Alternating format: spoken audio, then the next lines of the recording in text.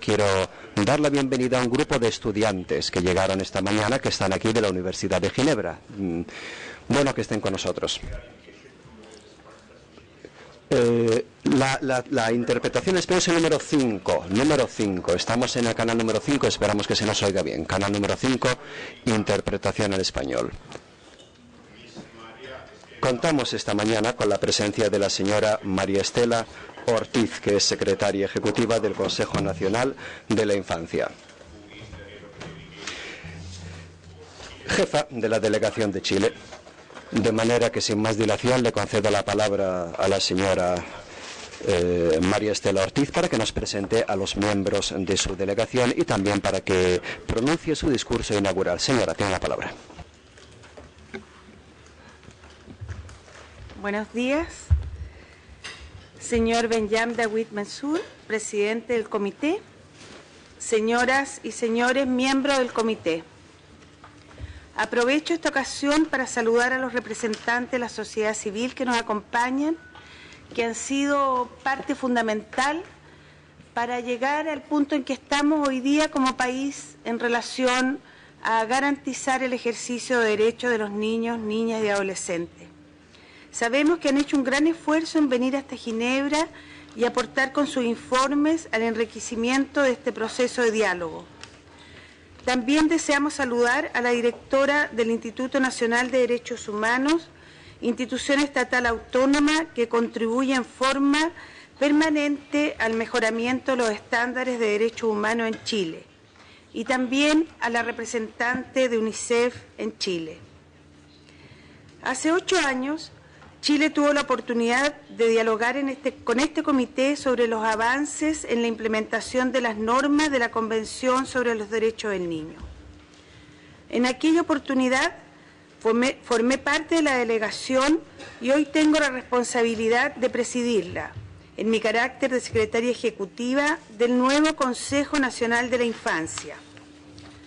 Esta delegación está conformada por representantes del Poder Ejecutivo, y también nos acompaña la ministra de la Corte Suprema, doña Rosa María Maggi, en representación del Poder Judicial. Por el Poder Ejecutivo están presentes distintos expertos que vienen en representación de los ministerios de Interior y Seguridad Pública, de Relaciones Exteriores, de la Secretaría General de la Presidencia, de Desarrollo Social, Educación, Justicia, Salud y el Servicio Nacional de Menores. No puedo dejar de mencionar que nos iba a acompañar también el presidente del Senado, el señor Patricio Walker, pero por razones del último terremoto tuvo que quedarse en Chile. La composición de la delegación refleja el compromiso transversal del Estado de Chile en la promoción, garantía y protección de los derechos de la niñez. Este compromiso también se ha manifestado a través de la ratificación de los principales instrumentos internacionales de protección de los derechos de los niños, niñas y adolescentes, entre los cuales mencionamos el Protocolo Facultativo de la Convención contra la Tortura y la Convención sobre los Derechos de las Personas con Discapacidad. Recientemente, Chile depositó el instrumento de ratificación del tercer protocolo facultativo de la Convención sobre los Derechos del Niño, convirtiéndonos en el país número 18 en ratificar este instrumento hasta el momento. Señoras y señores miembros del comité, desde la entrada en vigencia de la Convención sobre Derechos del Niño hace 25 años, el Estado de Chile puede mostrar grandes avances y también dar cuenta de esfuerzos importantes para estar a la altura de las obligaciones internacionales adquiridas y de los estándares en materia de justicia especializada para los conflictos de naturaleza familiar y para las infracciones de ley por parte de los adolescentes. Protección universal del derecho a la salud. Diversas garantías para la protección del desarrollo en primera infancia. Más recientemente, en el ámbito de la protección del derecho a la educación, desde el 2014, nuestro país ha iniciado un conjunto de reformas estructurales muy importantes. Recientemente fue aprobada la llamada Ley de Inclusión Escolar, que modificó sustancialmente el marco regulatorio del sistema educativo chileno, con especial atención en aquellos establecimientos estatales y privados que reciben subvención del Estado.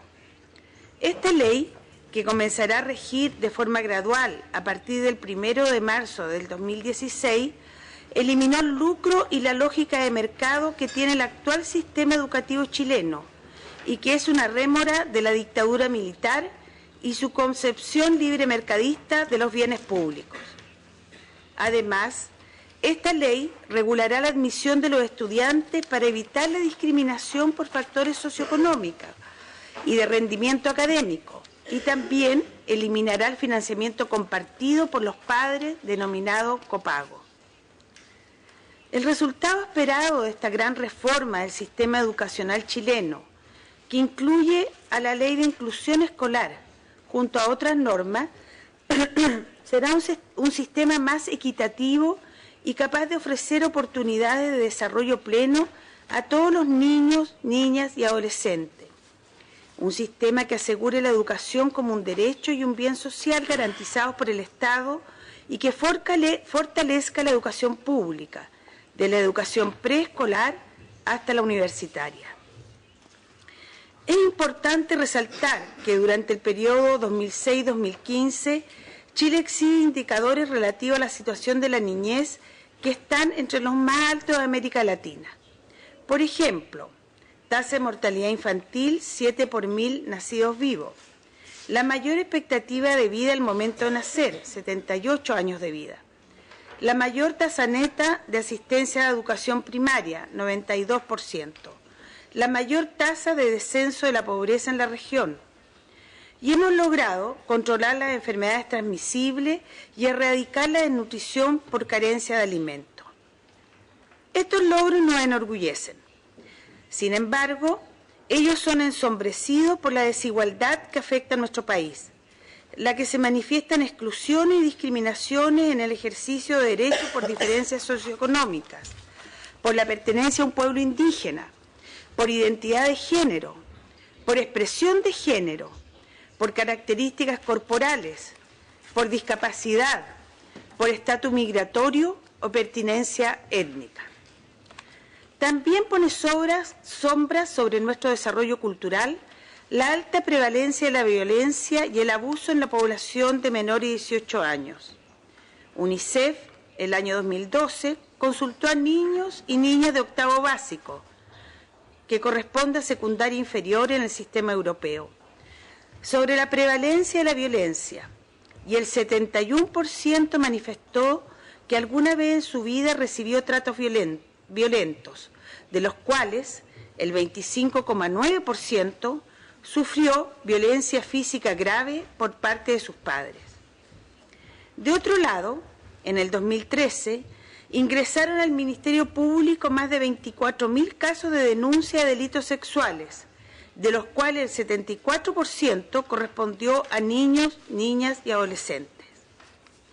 Estos índices de violencia y abuso interpelan tanto a las familias como al Estado y a las instituciones que tienen a su cargo el resguardo de los niños, niñas y adolescentes.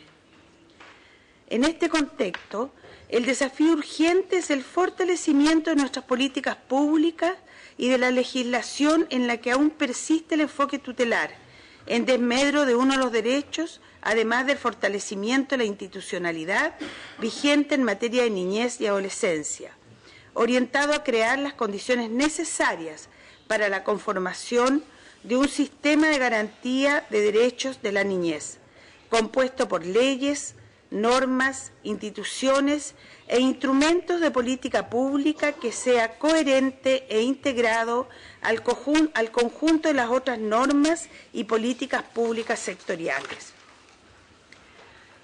Para abordar tal desafío en forma ordenada, coordinada, efectiva y con sentido de urgencia, la Presidenta de la República, señora Michelle Bachelet, al tercer día de su gobierno, en 2014, constituyó el Consejo Nacional de Infancia, integrado por representantes de los 3 poderes del Estado, más representantes de la sociedad civil y de organismos observadores como UNICEF y el Instituto Nacional de Derechos Humanos. El Consejo está dotado de una Secretaría Ejecutiva con los recursos financieros y humanos necesarios para la formulación de una política nacional y un plan de acción y para elaborar el conjunto de anteproyectos de ley que institucionalicen el sistema de garantía de derechos de la niñez. La Política Nacional de Niñez y Adolescencia 2015-2025 y su plan de acción están en este momento en la etapa de revisión en cada uno de los ministerios que integran el Consejo Nacional de Infancia. En el mes de octubre del 2015, esta política y el plan serán presentados al país. Cabe destacar que para la elaboración de la política se realizó un proceso de consulta extenso e inclusivo, abarcando la totalidad de las regiones del país y a los propios niños, niñas y adolescentes, a través de la consulta Yo Opino, es mi derecho, en conjunto con el Ministerio de Educación. Es importante resaltar en esta oportunidad que hace algunos días atrás la Presidenta de la República presentó un conjunto de proyectos de ley que incluyen la Ley del Sistema de Garantías de Derecho de Niñez y la creación del Consejo Interministerial de Desarrollo Social y Niñez y la Subsecretaría de la Niñez. En todo esto también se recibió la opinión de la sociedad civil que participó, como decíamos anteriormente, en estos diálogos y en una consulta.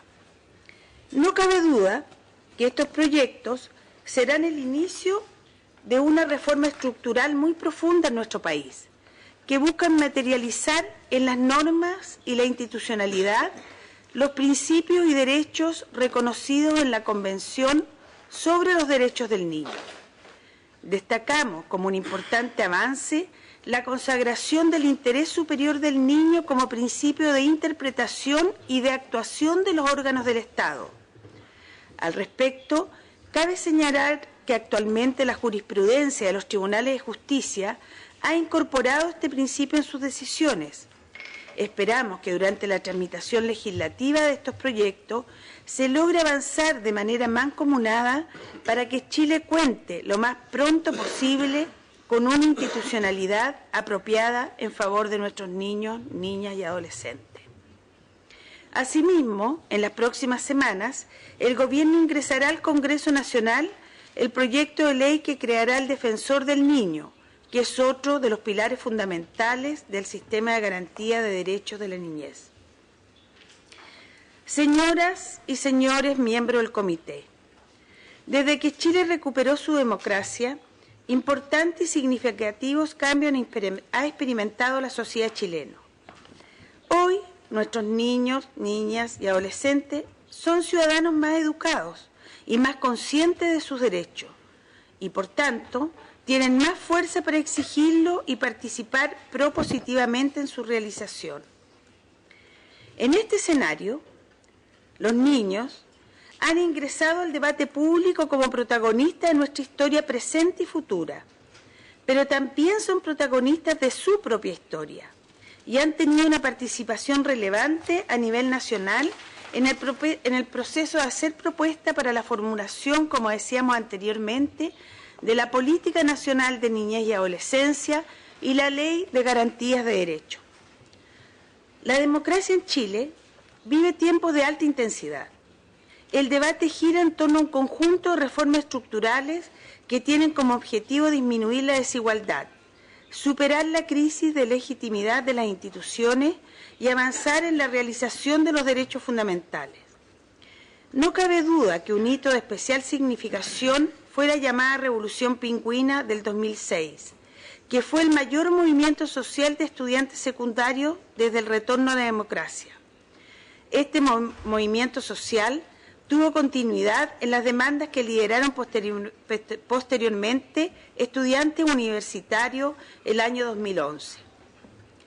Destaco estos hechos históricos porque fueron nuestros adolescentes, en tanto sujetos sociales y políticos, lo que lograron llamar la atención de la sociedad y relevar la crisis de la educación en Chile. Los estudiantes cuestionaron la institucionalidad vigente porque ésta no era inclusiva, sino todo lo contrario, ella contribuía a profundizar la desigualdad en nuestro país. Fue a partir de este movimiento social y juvenil que la sociedad chilena comenzó a demandar mayores espacios de participación, a cuestionar la legitimidad de muchas instituciones y a exigir cambios estructurales. Las autoridades democráticas tuvieron la capacidad de recoger el sentir profundo de estas expresiones sociales y transformarlas en propuestas de cambios estructurales. De esta manera, un conjunto de propuestas sociales y políticas se incorporó al debate nacional a través de reformas destinadas a profundizar los derechos de los niños, niñas y adolescentes. La sociedad chilena hoy está en mejores condiciones para debatir sobre los derechos de la niñez y la implementación de los estándares establecidos en la Convención. Sin embargo, sabemos y prevemos que poner en sintonía nuestras normas e instituciones con los estándares internacionales no estará exento de debate ni de visiones contrapuestas.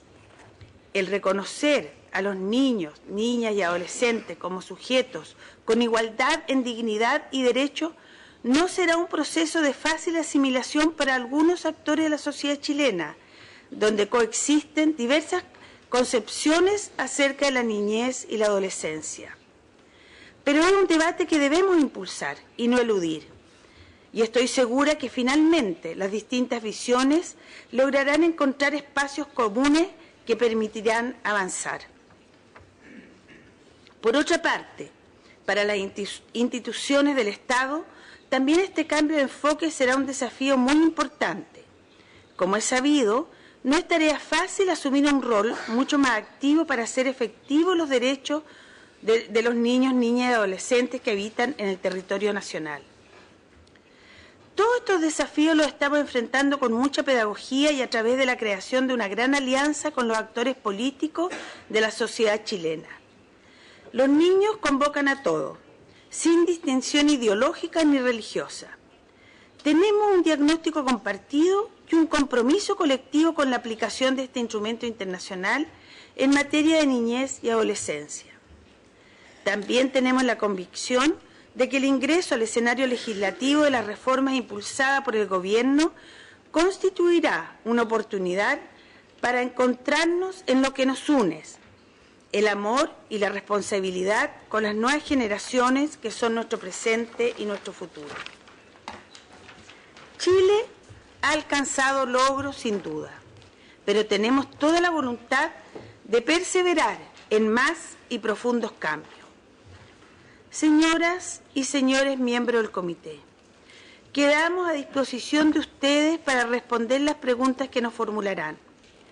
Solo nos cabe esperar que el análisis de nuestras respuestas se realicen considerando las circunstancias, las dificultades y los logros obtenidos bajo el principio de realización progresiva de los derechos humanos y con la plena convicción del compromiso de Chile y sus autoridades de no revertir los avances ya alcanzados.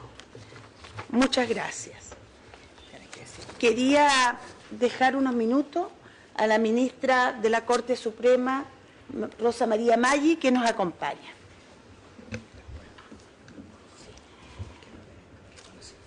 Bien, señor presidente del Comité de Derechos del Niño de las Naciones Unidas, señoras y señores representantes del comité, señoras y señores miembros del Comité de Derechos del Niño, representantes de las organizaciones de sociedad civil en Chile, miembros de la delegación del Estado. Como ministra de la Corte Suprema y encargada de representar al Poder Judicial en esta instancia, me gustaría comenzar agradeciendo la oportunidad de participar en esta jornada en que esperamos se puedan reconocer avances, identificar dificultades y generar propuestas en beneficio de las niñas, niños y adolescentes de nuestro país. El Poder Judicial de Chile se ha propuesto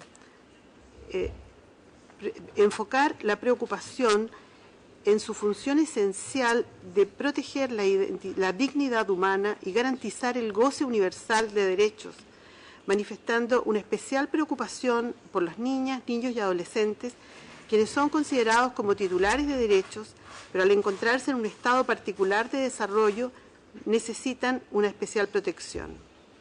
Esta especial protección en lo que respecta al Poder Judicial se traduce en la necesidad de otorgar una tutela judicial efectiva que permita garantizar el respeto, la protección y realización de los derechos humanos de niños y niñas sin discriminación.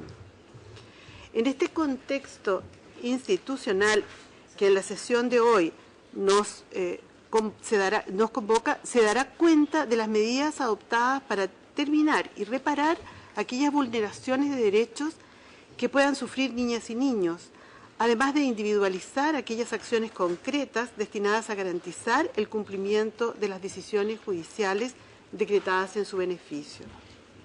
Posteriormente se dará cuenta de las acciones positivas adoptadas por el Poder Judicial con el fin de efectivizar los derechos de niñas, niños y adolescentes, particularmente su derecho de acceso a la justicia, a ser escuchados, a participar efectivamente y genuinamente en todo procedimiento judicial que los afecte, a su integridad física y psíquica, a no sufrir una nueva victimización al utilizar el sistema de justicia y a ser juzgados por un sistema penal que respete sus derechos, se oriente hacia la reinserción socioeducativa y considere su particular estado de desarrollo.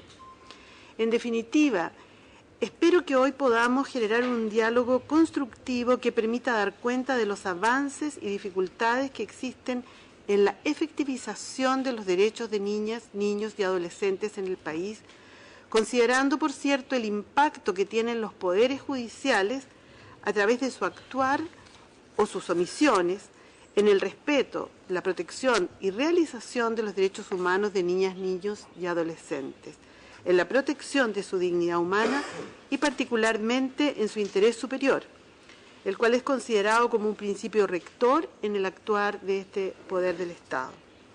Por ello, quiero cerrar estas palabras iniciales citando a la Corte Suprema en una sentencia de mayo de 2010 que señala: el interés superior del niño constituye un principio fundamental en nuestro ordenamiento jurídico y de mayor relevancia. Dicho principio, aunque difícil de conceptualizar, queda claro que alude al pleno respeto de los derechos esenciales del niño, niña o adolescente y su finalidad cubre el desarrollo de los potenciales del menor y la satisfacción de sus necesidades en los diferentes aspectos de su vida. Por lo tanto, agrega la Corte, este principio debe constituir precisamente el fundamento sobre el cual los jueces han de fundar sus decisiones. Muchas gracias.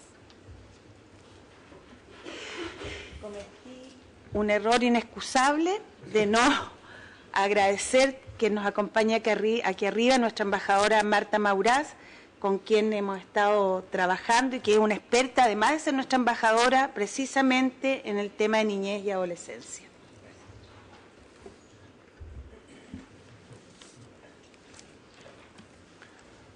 Thank you very much, Madam Head of the... Gracias, señora jefa de delegación.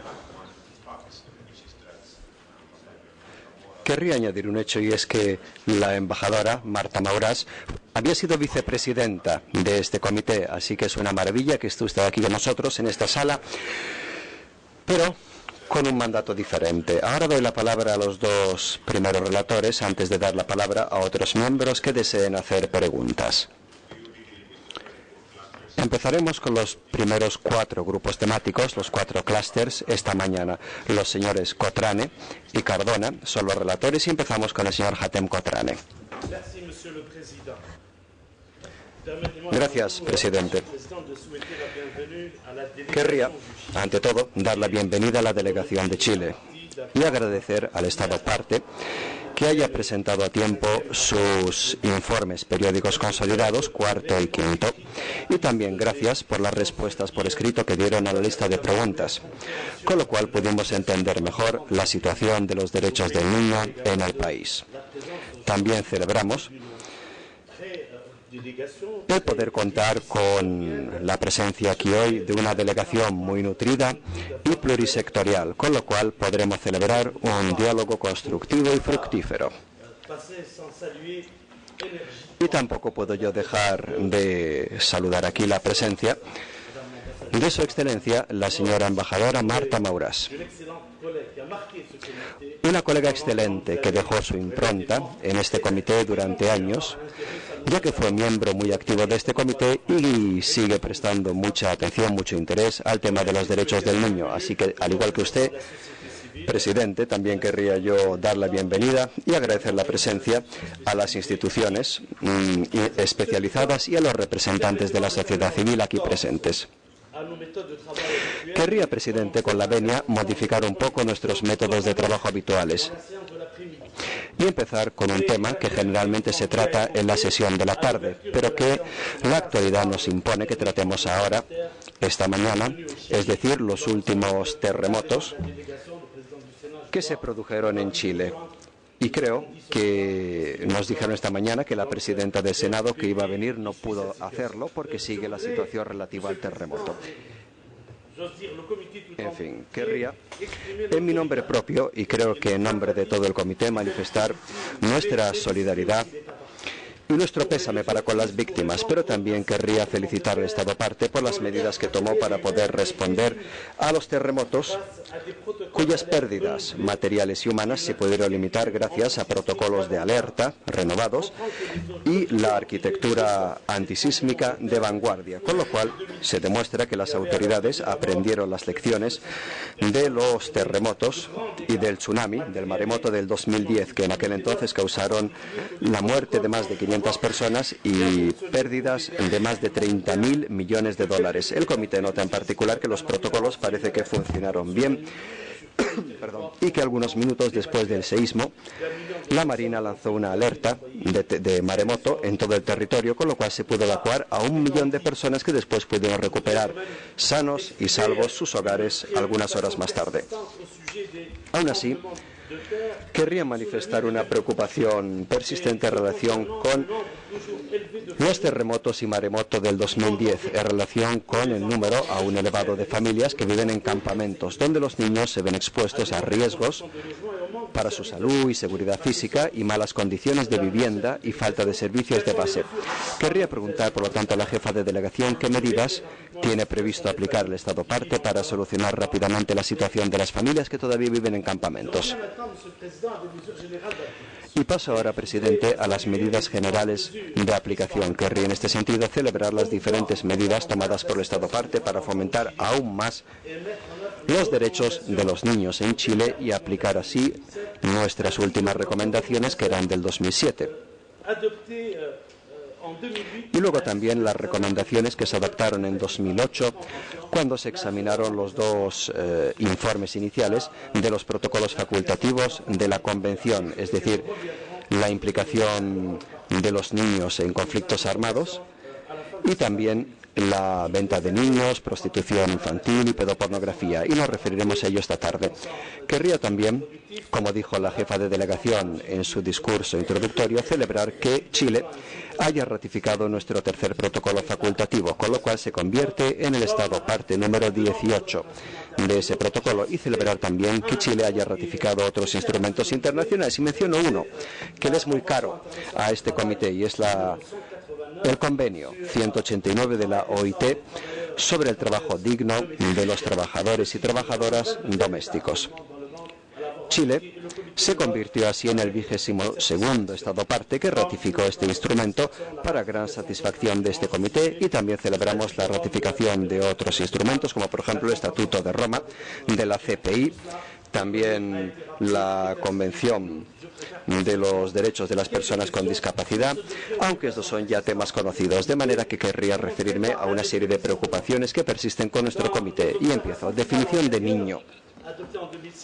En el 2007 habíamos adoptado observaciones finales y ahí el comité celebraba que la edad mínima de matrimonio se hubiera elevado a 16 años para niños y niñas, y se le pedía al Estado que siguiera con las reformas para elevar esta edad a 18 años.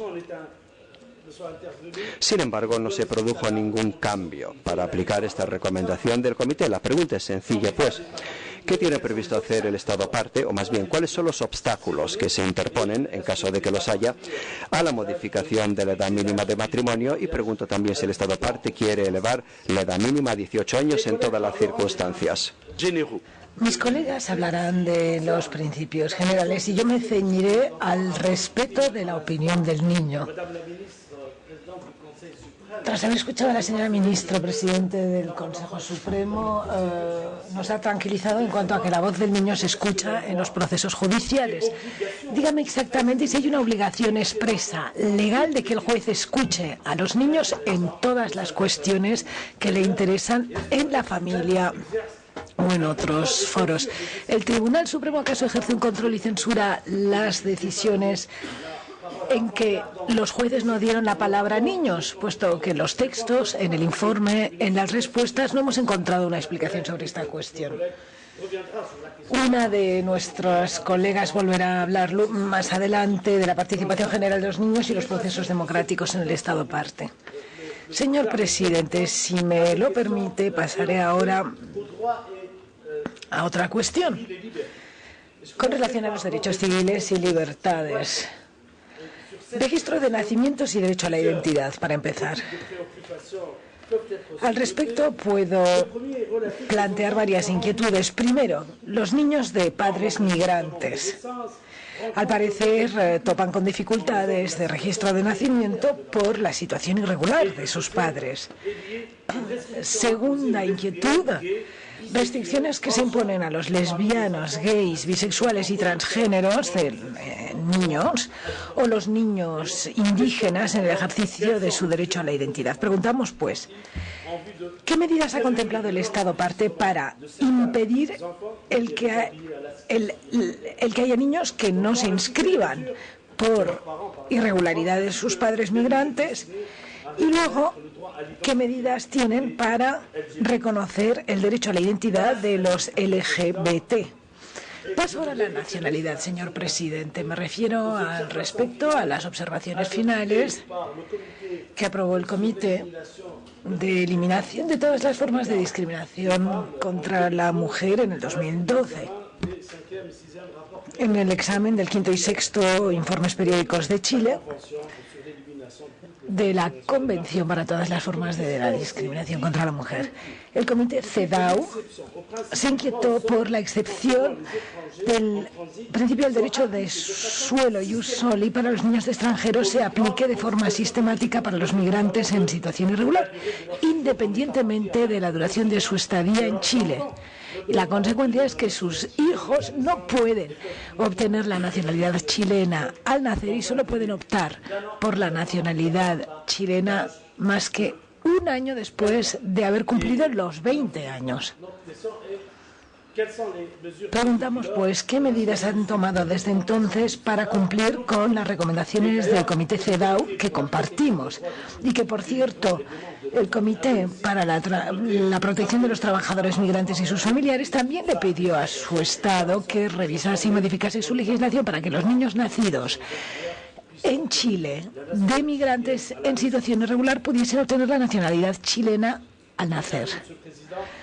Estoy por terminar para dar la palabra a mis colegas sobre cuestiones relativas a la violencia contra los niños.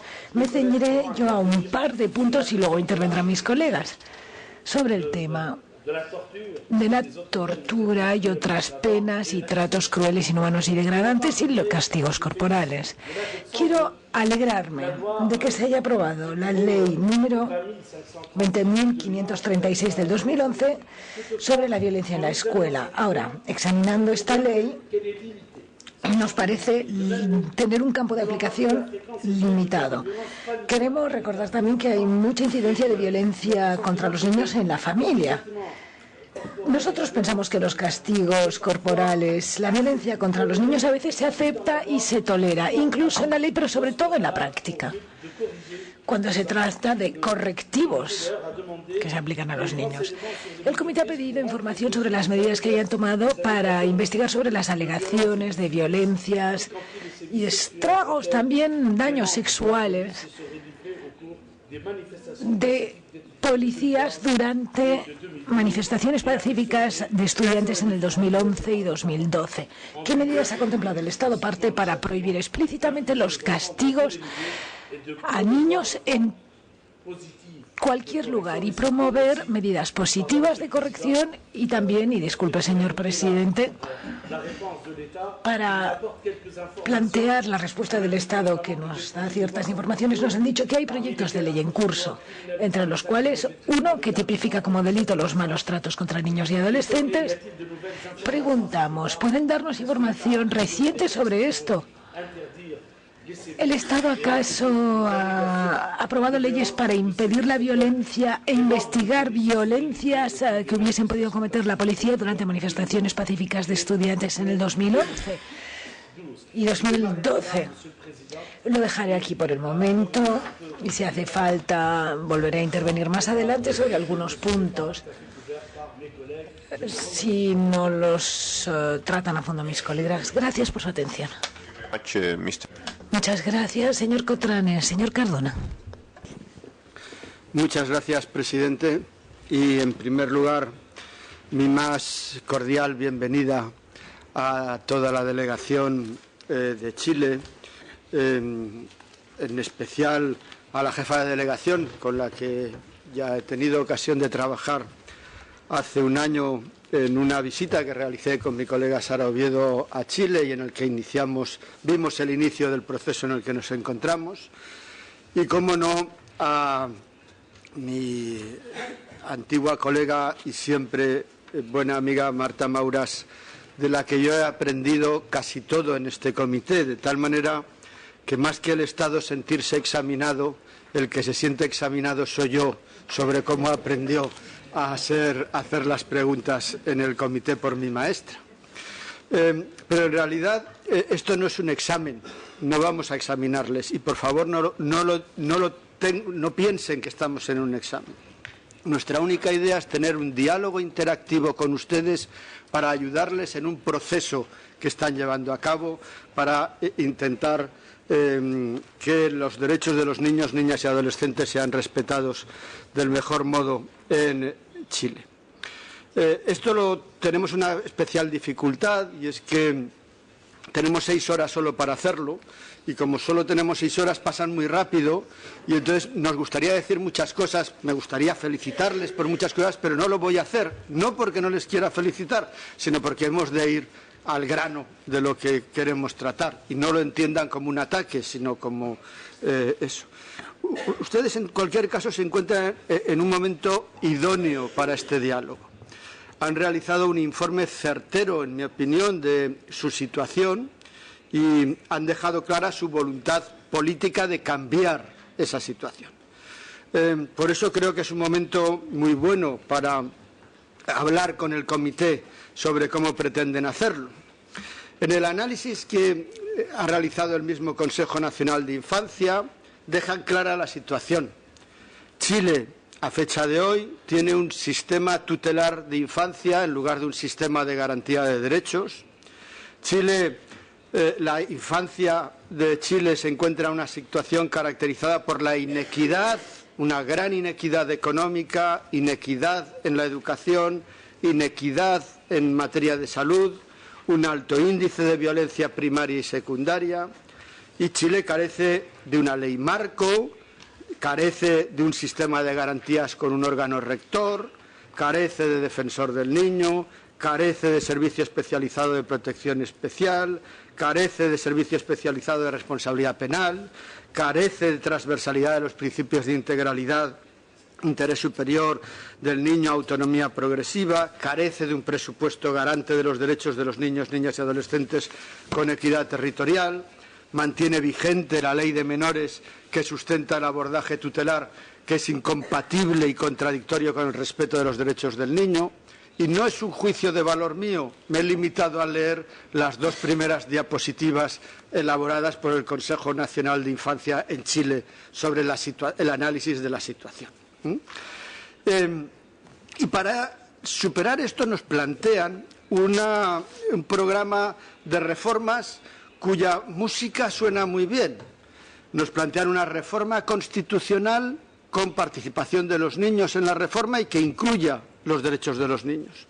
Nos plantear una ley de garantías de derechos del niño, la creación de una nueva institucionalidad, la creación de un defensor del niño, la reforma del sistema de justicia juvenil, la reforma profunda, casi la refundación del Sename, la reforma de la adopción, la creación de una política nacional 2015-2025, etc. La música suena bien, pero lo cierto es que no conocemos nada de la letra. No hemos visto ni siquiera un borrador de nada de lo que acabo de mencionar. Y así no es fácil tener un diálogo de orientaciones.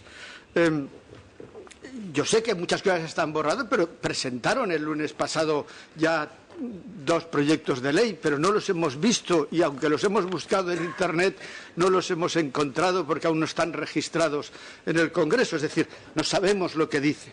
Entonces, pregunta, ¿en qué va a consistir la reforma constitucional en lo que se refiere a infancia? ¿Va a introducir solo los principios? ¿Va a hablar de los derechos? ¿Cuál es el contenido de la Ley de Garantía de Derechos?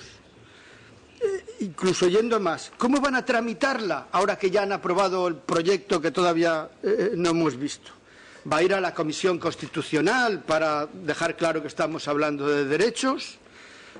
¿Qué carácter de urgencia le van a poner al trámite de esta ley? Y piensen, compréndannos, es la tercera. En el 2005 se presentó un proyecto, en el 2012 se presentó otro proyecto, pero seguimos igual. Entonces ahora nos presentan otro. ¿Va a haber urgencia? ¿Cuál es el contenido de la política nacional 2015-2025 y el plan de acción? ¿Cómo va a verse diseñado? ¿Cuáles son los elementos básicos? ¿Cuál es el contenido del proyecto sobre el defensor del niño? ¿Quién va a nombrar a ese defensor? ¿Cómo se va a garantizar su independencia? ¿Se va a adecuar a los principios de París? ¿Qué quieren decir ustedes cuando nos dicen será un órgano de persuasión? ¿Qué es eso? ¿Podrá recibir quejas individuales? ¿Podrá actuar en los tribunales?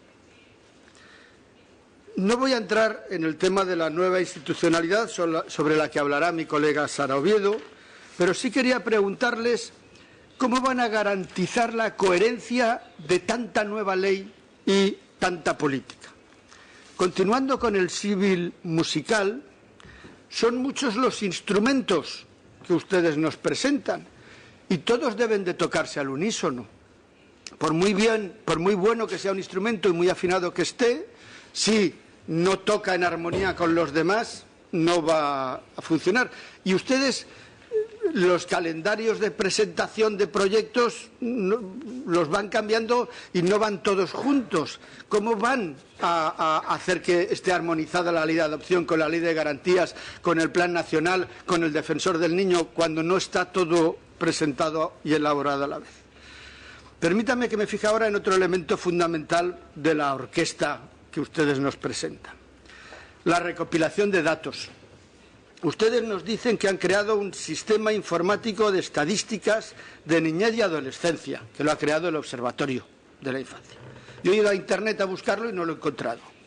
He visto que en el informe La infancia cuenta en Chile de 2014, el Observatorio del Niño habla de eso, pero no sé todavía qué es. ¿Nos pueden explicar en qué consiste concretamente? ¿Con qué datos van a alimentar ese sistema? ¿Se van a basar en las encuestas de hogares? Y se lo señalo porque las encuestas de hogares no proporcionan datos desagregados y entonces no se conseguiría el resultado que se busca. Por otra parte, ¿cuál es el estado del diseño del sistema de indicadores que nos dicen que están elaborando? ¿Se ha terminado? Y si los datos son un elemento fundamental de la orquesta, todavía más importante es el tema de los recursos presupuestarios. Sinceramente, no he entendido la respuesta a la pregunta por escrito que le hicimos. Me consta, porque lo conozco bien, que en su presupuesto no es posible identificar los gastos destinados a infancia en muchas partidas presupuestarias. Ustedes han iniciado un esfuerzo loable para dar un enfoque de género al presupuesto, pero el enfoque de infancia es inexistente. Y esto es especialmente grave en la situación en la que se encuentra en estos momentos el país. Las modificaciones presupuestarias necesarias para hacer frente a los lamentables desastres naturales que ha sufrido su país, unido a los muy posibles ajustes que pueda provocar en su presupuesto las consecuencias de la crisis económica china y su dependencia de esa economía, hace que sea especialmente importante y urgente identificar las partidas presupuestarias destinadas a garantizar los derechos de los niños. Si no, las modificaciones y ajustes que se van a producir pueden traer graves consecuencias en los derechos de niños, niñas y adolescentes, como ha ocurrido en muchos estados europeos como consecuencia de la crisis. ¿Qué medidas concretas se plantean para adoptar una perspectiva de infancia en todo el ciclo presupuestario, con carácter inmediato? Y si conseguimos que la orquesta empiece a funcionar con todos los elementos necesarios, nos queda ya el último elemento, que es dar a conocer lo que aquí ocurre. ¿Qué planes hay de formación y sensibilización en materia de derechos del niño, en especial con el Poder Judicial, aquí presente, qué programas de formación para los operadores jurídicos en materia de derechos del niño y explicación de todo este proceso de reforma, con las personas que trabajan con niños, etcétera? Y para terminar con las medidas generales de aplicación, una referencia al impacto de la actividad de las empresas en los derechos de los niños. Ustedes nos responden a la pregunta escrita describiéndonos las medidas para evitar la contaminación y nos cuentan que han creado el Ministerio de Medio Ambiente. Y eso está bien, pero las empresas privadas inciden con su actividad en los derechos del niño de muchas maneras, además de por contaminación, con una publicidad perjudicial y que fomenta los estereotipos de género o de clase social, perturbando la vida y costumbres de los pueblos indígenas al realizar actividades en sus tierras tradicionales, no aplicando la diligencia debida en su cadena de suministro y comprando a empresas que emplean trabajo infantil, etcétera, etcétera. ¿Han elaborado un plan nacional de empresas y derechos humanos con especial atención a los derechos de los niños? ¿Tienen una regulación específica para garantizar que las actividades de las empresas no supongan una violación de los derechos de los niños? Y en el caso de que se produzca dicha violación, ¿han establecido mecanismos accesibles para que se puedan presentar reclamaciones? Último tema, señor presidente, el principio de no discriminación. El Comité está preocupado respecto al respeto de este principio en su doble vertiente: discriminación entre niños y discriminación de los niños. La sociedad chilena, y usted lo ha reconocido en su exposición inicial, no se caracteriza por ser una sociedad inclusiva, sino muy al contrario, excluyente. Se excluye al que no tiene el mismo nivel social o económico, se excluye por género, se excluye por orientación sexual, se excluye por capacidad, se excluye por origen étnico. Y ello se refleja en los niños de manera clara. El hecho de ser niño pobre, de ser niña, de tener una identidad de género diferente al sexo biológico, de tener una discapacidad, de ser indígena o de ser migrante, implica en la práctica exclusión. Exclusión en el sistema educativo, exclusión en el sistema de salud, y exclusión en el acceso a las actividades culturales y recreativas, a las relaciones sociales, etc. Conocemos su ley de discriminación, pero la ley de discriminación se limita a prohibir la discriminación. Y eso, además, no garantiza la no discriminación legal en todos los casos. Por ejemplo, tienen ustedes un proyecto de ley sobre identidad de género y en el proyecto de ley sobre identidad de género que se está tramitando se dice que se aplicará solo a partir de los 18 años. Es decir, no se les aplica la no discriminación por identidad de género a los menores de 18 años. Ustedes han introducido, por continuar en el mismo ámbito, la posibilidad de poner sexo indefinido en la partida de nacimiento, pero sin embargo el sistema de salud obliga a ser niño o niña para el sistema de vacunas, de tal manera que les obligan a optar y no se puede mantener con el sexo indefinido.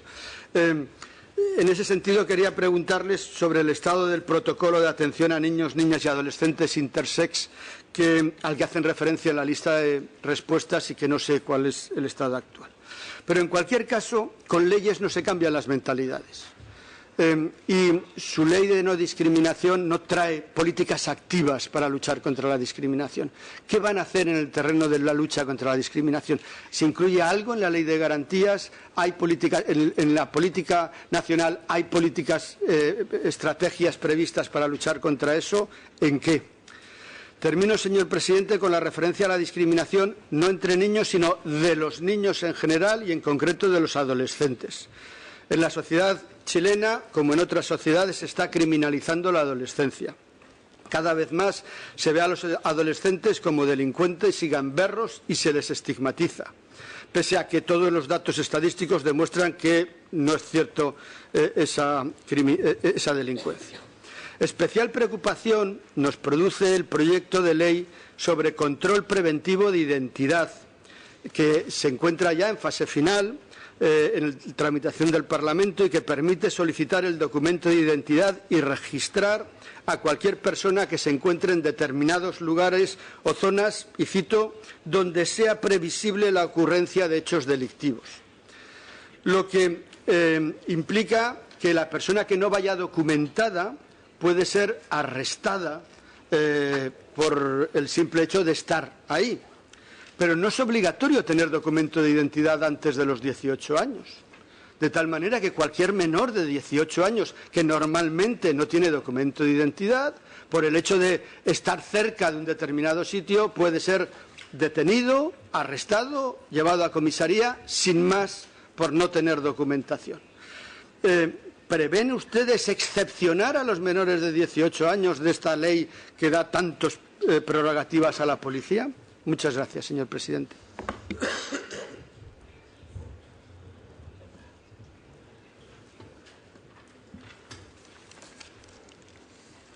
Thank you very much. Muchísimas gracias, señor Cardona. Tengo en la lista a 4 colegas más. Quisiera empezar por la señora Sandberg. ¿A quién sigue la señora Oviedo?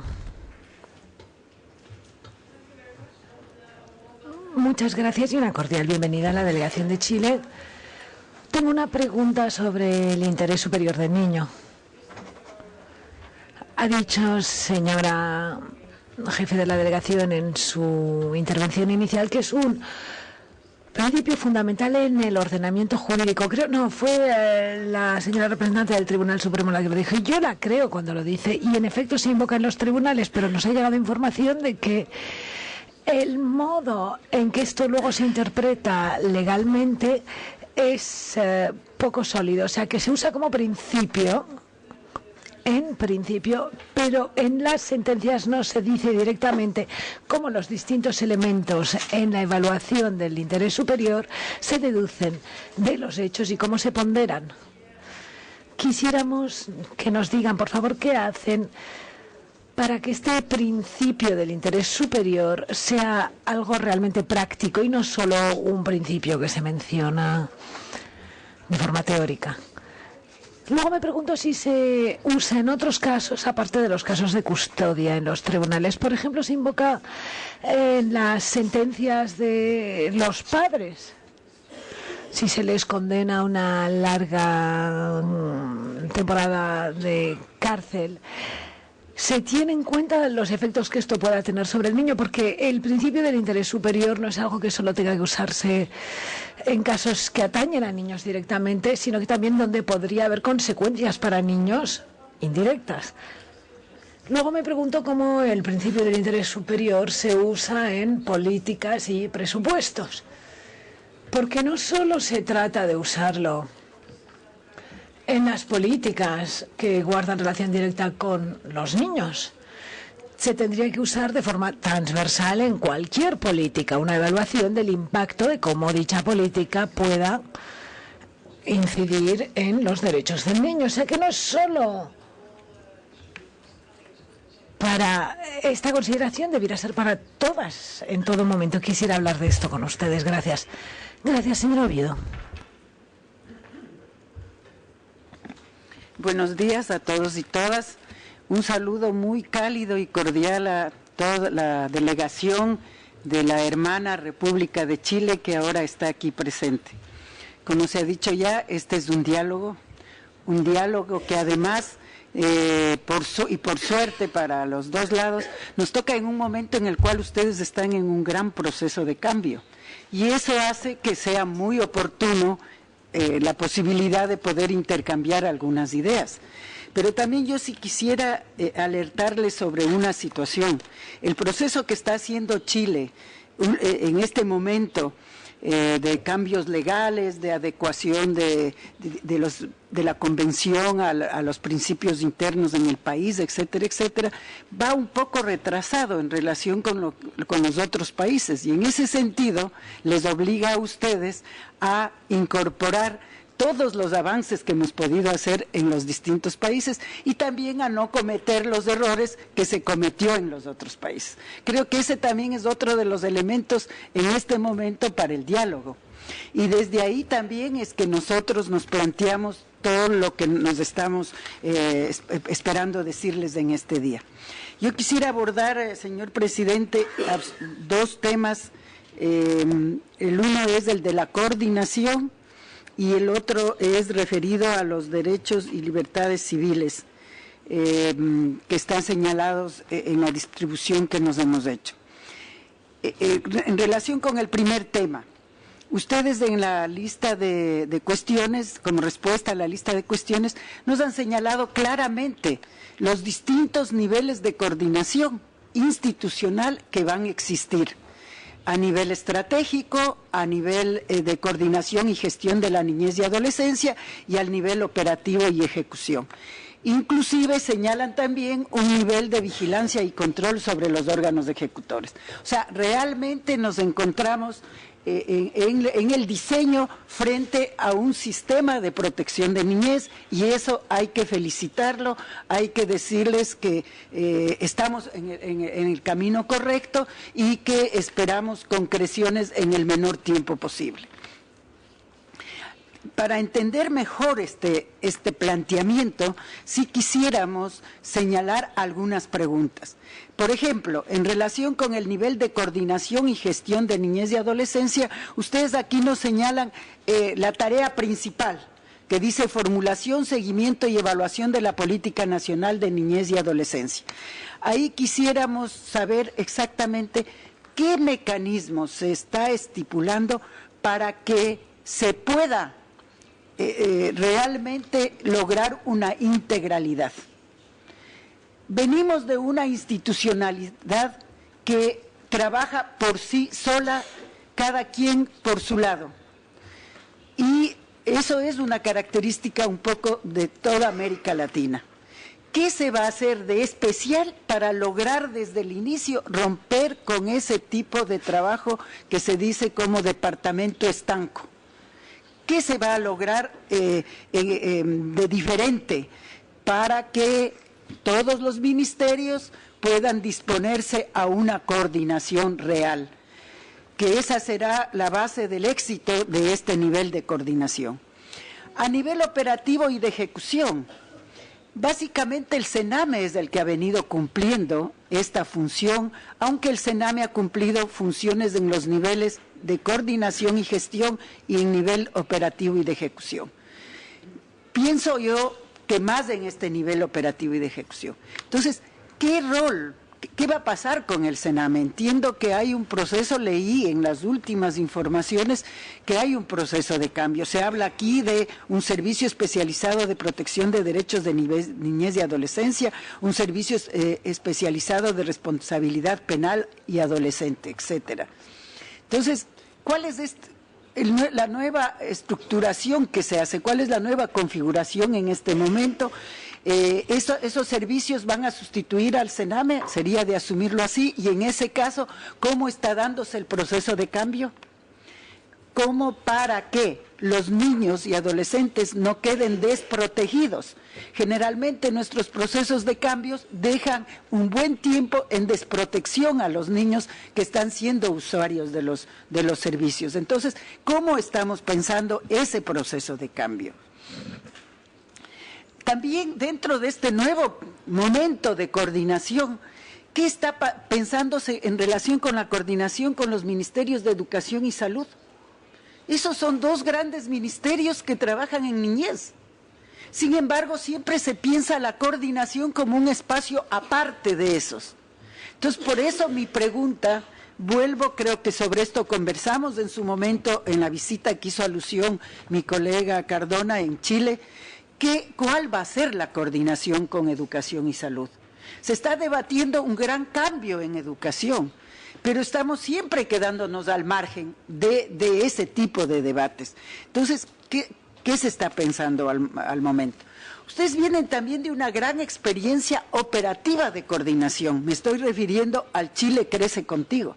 El Chile Crece Contigo representa a nivel de coordinación interinstitucional una de las más claras, no solo en Chile, sino en la región, una de las más claras muestras de que el rato en que nos juntamos todas las instituciones podemos tener realmente garantizar derechos, dar una atención integral. Ustedes tenían planteado que el Chile Crece Contigo va creciendo también en las distintas edades. ¿Cómo está eso? ¿Para cuándo podemos esperar que esa visión de coordinación articulada como es Chile Crece Contigo, sea ya para todos los niños, para todas las edades? Y como digo, ¿qué lecciones va a sacarse del Chile Crece Contigo para el funcionamiento del nivel de coordinación y gestión de la niñez y el nivel operativo y de ejecución? Y un último tema en este primer grupo de preguntas es se le ha dado un rol, se les está dando un rol en el nivel de vigilancia y control a la sociedad civil. Pero la sociedad civil es a su vez ejecutora de una serie de servicios especializados. No se le visibiliza aquí claramente a la sociedad civil en el rato en que se habla del sistema de gestión. ¿Qué rol va a cumplir ahora la sociedad civil? No se le necesitará visibilizar porque es como que está ahí, trabaja con nosotros, pero el rato que organizamos la institucionalidad no la hacemos visible y eso luego trae algunas consecuencias. Pero de la misma forma, se le está asumiendo como un órgano, una instancia de vigilancia, un consejo consultivo de la sociedad civil. De la misma forma, ahí van a estar organizaciones de la sociedad civil que prestan servicios. ¿Quién va a controlarles a esas organizaciones? O sea, hay como un doble lado que hay que mirar ahí. Y se habla también de un consejo consultivo de niños, niñas y adolescentes. Al respecto, quisiéramos saber cómo se está pensando conformarlo. Y con eso entro al segundo grupo de preguntas referidas a los derechos y libertades civiles de los niños, particularmente al derecho a la participación. El colega Cotrane ya habló del tema de participación en los procesos administrativos y judiciales. Yo quisiera referirme más bien a la participación en los otros procesos. Al respecto, no tengo que preguntarles mucho porque ustedes en el informe El País relatan una cantidad de actividades que deja claro que se está trabajando y mucho. Solamente quisiera preguntarles, este mes de la participación que se ha establecido desde el 2011, ¿sigue todavía vigente? Cada año se está celebrando este mes de la participación. A mí me parece muy importante que se haya llegado a una decisión como esta. De la misma forma, si se están realizando los cabildos, el primer cabildo se realizó en la ciudad de Santiago, otro en Talcahuano, otro en Villa Alemana, La Serena, etcétera, en distintos. Pero yo me refiero a estos porque son muy buenas prácticas. Se está desarrollando todavía este tipo de prácticas en Chile y cómo participará en concreto en el proceso de la constitución, de la nueva constitución, los niños, niñas y adolescentes. Si nos podrían dar ejemplos de cómo participará en la elaboración de la política pública y cuál es la participación a nivel nacional y a nivel local, que nos puedan hacer ver. De la misma forma, respecto a la libertad de expresión y el derecho a buscar, recibir y difundir información, yo quisiera, nos dan asimismo mucha información, nos señalan instancias, tanto del Sename como del Ministerio de Educación, donde que se puede poner denuncias, donde que los chicos pueden poner denuncias. Quisiera preguntarles si nos podrían dar, por ejemplo, estas llamadas al teléfono que tienen previsto, si nos podrían contar un poquito cuáles son el tipo de denuncias que hay, tanto en las denuncias que se presentan al Ministerio de Educación como que se presentan al Sename. Eso nos va a dar una idea realmente de que si los chicos están expresándose, están señalando lo que en realidad les está molestando. ¿Y qué se hace con ello? ¿Qué se hace con las denuncias? Llegan, se depositan y luego ¿qué pasa? Porque eso es lo que a veces está faltando, esa respuesta, que los chicos puedan sentir que su voz se está escuchando. También de la línea telefónica quisiera saber, señalan un horario de 9 a 18 horas institucionales. Si se ha ampliado ese horario, si tiene financiamiento y de la misma forma, ¿qué pasa después de estas llamadas que se realizan ahí? ¿Hay un sistema que entra a funcionar? ¿Cómo es esa situación? Y por último, señor presidente, en relación con la libertad de asociación y de celebrar reuniones pacíficas, aquí se habla largamente de las marchas y del movimiento estudiantil. Coincido con la jefa de delegación que los adolescentes en Chile fueron y siguen siendo protagonistas sociales. Creo que es el único fenómeno que se da en la región donde que los adolescentes han dirigido, en uso de su derecho a la participación, han dirigido, inclusive han liderado reivindicaciones importantes, y eso hay que decirlo. Como digo, estoy de acuerdo con usted. Sin embargo, me preocupa porque siempre se habla, particularmente en este último tiempo, de una serie de represiones que inclusive ha llevado a muertos. No son adolescentes, pero los adolescentes son parte de las movilizaciones. Sabemos también que hay tomas de colegios, etcétera, que en general los adolescentes están tomando distinto tipo de medidas para hacerse oír frente a esta reivindicación educativa. Quisiéramos saber qué mecanismos de protección a los adolescentes se están tomando en cada uno de estos casos. Y nuevamente, qué mecanismos para hacer uso, para usar su información, para usar sus demandas. Usted señaló, señora jefa de delegación, que así se lo está haciendo. Yo quisiera ejemplos concretos de cómo se les está integrando a los adolescentes en estas decisiones y cómo se está tomando su palabra. Muchas gracias, señor presidente. Thank you. Gracias, señor Rodríguez Reyes. Muy buenos días a todos ustedes. Por supuesto, siempre es importante y es así, darles una cordial bienvenida y resaltar la importancia de que ustedes estén aquí presentes. A riesgo de ser reiterativo, creo que es importante resaltar las felicitaciones que hizo mi colega Cotrane sobre el modo exitoso con el cual ustedes enfrentaron los eventos climáticos, los terremotos que recientemente sufrieron. Ese es un hecho importante para resaltar, porque eso equivale a que muchos niños y niñas y adolescentes pudieron ser rescatados, pudieron ser salvados frente a ese hecho. Yo sí tengo unas preguntas muy concretas, ¿no?, que más bien complementan lo que mis colegas han dicho.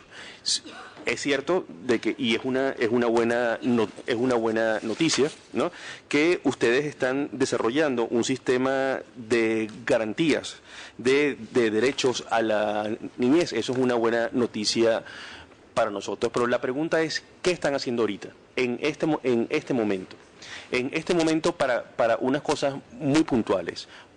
Por ejemplo, ¿cómo se está atendiendo a los niños que están en situación de pobreza? Sobre todo los niños que están en una edad de 0 a 13 años, que entiendo que son los más, por informes independientes que hemos recibido, que son los más afectados por la situación económica que en este momento ustedes están atravesando. Es decir, ¿qué políticas sociales en este momento, en este instante, están ustedes aplicando a este sector? Igualmente, quisiera preguntarles qué medidas o qué organismo es el que se encarga de supervisar los programas y modalidades residenciales de protección especial diseñadas para los niños, niñas y adolescentes que están separados de sus padres. Es decir, ¿cómo ustedes supervisan esos centros de atención? ¿Y cómo ustedes y qué mecanismo existe para recibir las denuncias que algunos niños, niñas y adolescentes puedan recibir, puedan hacer sobre presuntos malos tratos recibidos en dichos centros? Esto se pregunta porque, bueno, hemos tenido acceso a informes donde se dice de que en algunos centros que están bajo responsabilidad de el Sename ha habido pues vulneración a los derechos de sus niños, niñas y adolescentes. Aparentemente han sido víctimas de algún tipo de violencia. Esas serían mis preguntas. Gracias, señor presidente. Thank you very much. Gracias. Señora Idrissi tiene la palabra. Gracias, presidente. También yo quiero dar la bienvenida a la delegación de Chile y celebro el diálogo que estamos celebrando con ellos. Les felicitamos, igual que lo hicieron mis colegas, por los importantes avances llevados a cabo por Chile en materia de derechos de los niños. Y uno mi voz a la de mis colegas a la hora de simpatizar con ustedes por la difícil situación por la que acaban de pasar. Tengo una pregunta que se refiere a la tortura y tratos crueles, inhumanos o degradantes, y también en relación con los castigos físicos y corporales. Celebro todo lo que se hizo para prohibir la violencia contra los niños, sobre todo en relación con los niños que están en el colegio.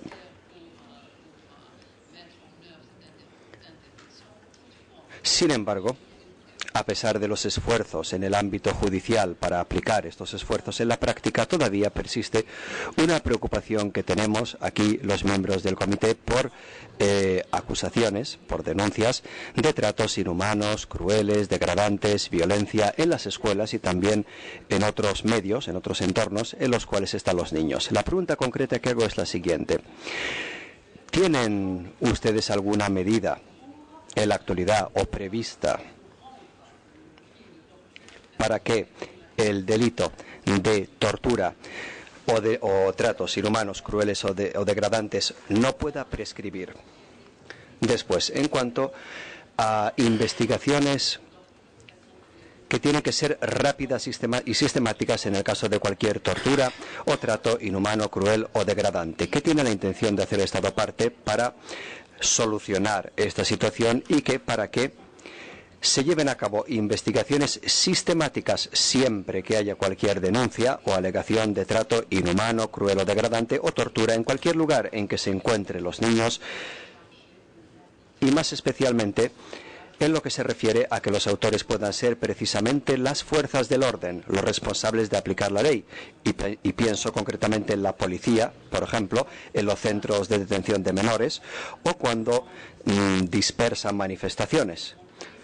Casos en los cuales hay mucha desproporcionalidad en el uso de la fuerza. Por ello querríamos preguntar qué se hace para garantizar que se respeten los protocolos que velan por que el uso de la fuerza sea siempre proporcional.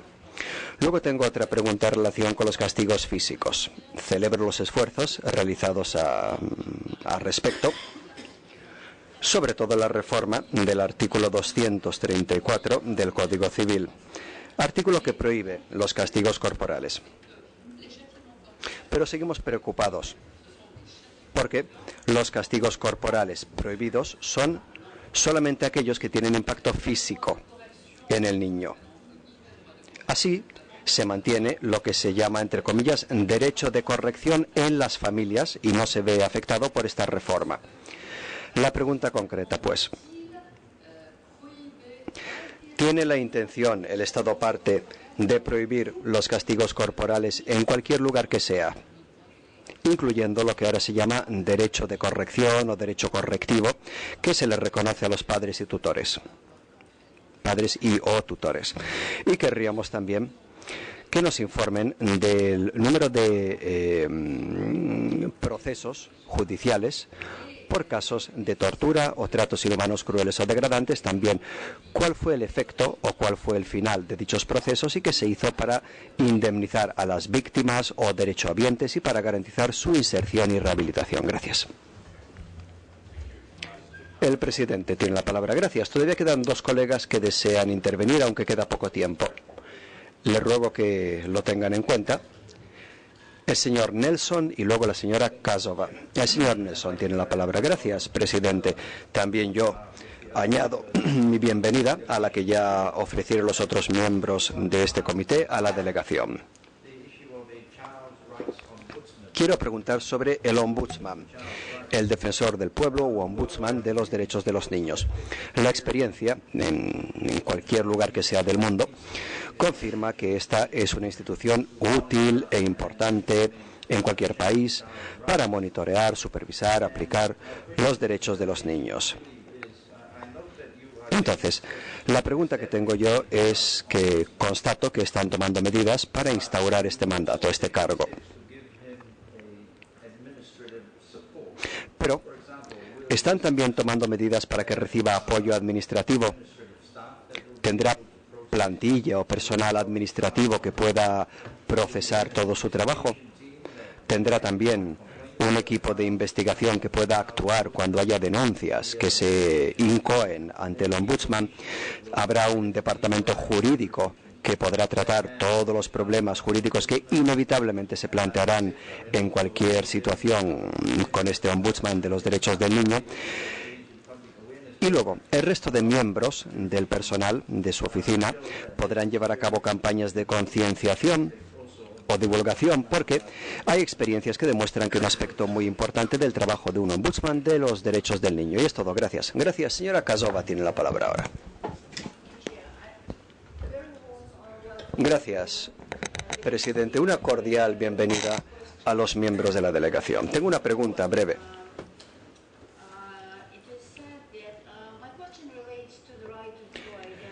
Mi pregunta se refiere al derecho a la identidad. En su informe afirman que la ley de adopciones en vigor garantiza plenamente el derecho de los niños chilenos de conocer de dónde vienen una vez que alcancen la mayoría de edad. Pero creo que no se trata del derecho de los niños de poder acceder a la información sobre su identidad. ¿Consideran pues la posibilidad de reducir esa edad mínima para que el niño o niña pueda acceder a la información sobre su origen? ¿Hay planes al respecto? Gracias. El presidente tiene la palabra. Gracias. Son casi las 11:20.